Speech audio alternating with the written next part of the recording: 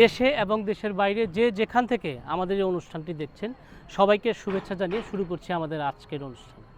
আজকে আমি যে জায়গাটা অবস্থান করছি সেটা হলো কেরানীগঞ্জের ঐতিহ্যবাহী হযরতপুর ইউনিয়নের জগন্নাথপুর টানা ব্রিজে, যেখানে একটি নতুন ব্রিজ হচ্ছে।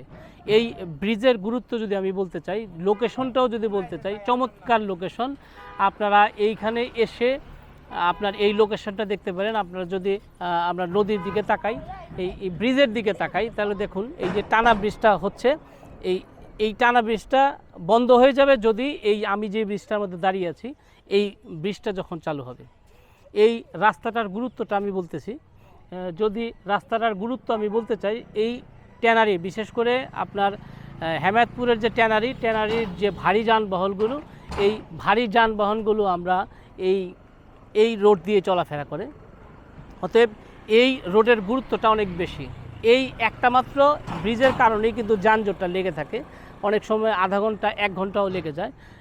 এইখানে আপনার লোকেশনটা যদি দেখি, যদি আমরা সৌন্দর্যের কথাও বলি, তাহলে কিন্তু একটা দারুণ সৌন্দর্যের জায়গা, একটা শেষ বিকেলের উপভোগ্য একটা জায়গা আমরা এখানে আসলে সেটা অনুভব করতে পারবো। আমরা যদি সামনের দিকে তাকাই, এইখানে আপনার যেটা ধলেশ্বরীর মোহনা, এই যে আমরা স্থানীয়ভাবে যেটা বলি 3 গাঙের মুখ, এই মুখটার থেকে আরেকটু সামনে আসলেই এই ব্রিজটা পড়বে।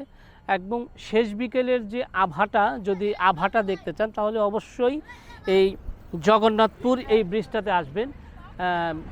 যদিও ব্রিজটা কিছুদিনের মধ্যেই শুরু হয়ে যাবে, ফাইনাল টাচ সামনের যে রোডটা আছে এই রোডটা হলেই, এবং সামনের যে একটু জায়গা আছে ওই জায়গাটা, এই রোডটুকুল হলেই আমরা সম্ভবত এই যে হযরতপুরবাসীর যে দীর্ঘদিনের যে আশা, জগন্নাথপুরের এই ব্রিজটা চালু হলে সেই আকাঙ্ক্ষাটা পূর্ণ হবে।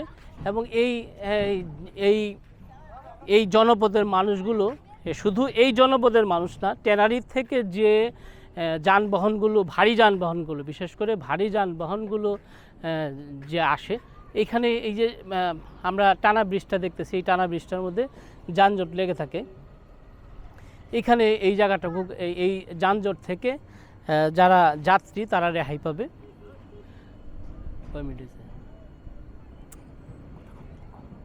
এই যে এই যানজট থেকে রক্ষা পেতে পাবো। এবং এই যদি শেষ বিকেলে আমরা যারা কেরানীগঞ্জের মানুষ আছেন, তারা যদি এই শেষ বিকেলে এই জায়গাটা আসেন, মন ভালোনো একটা জায়গা।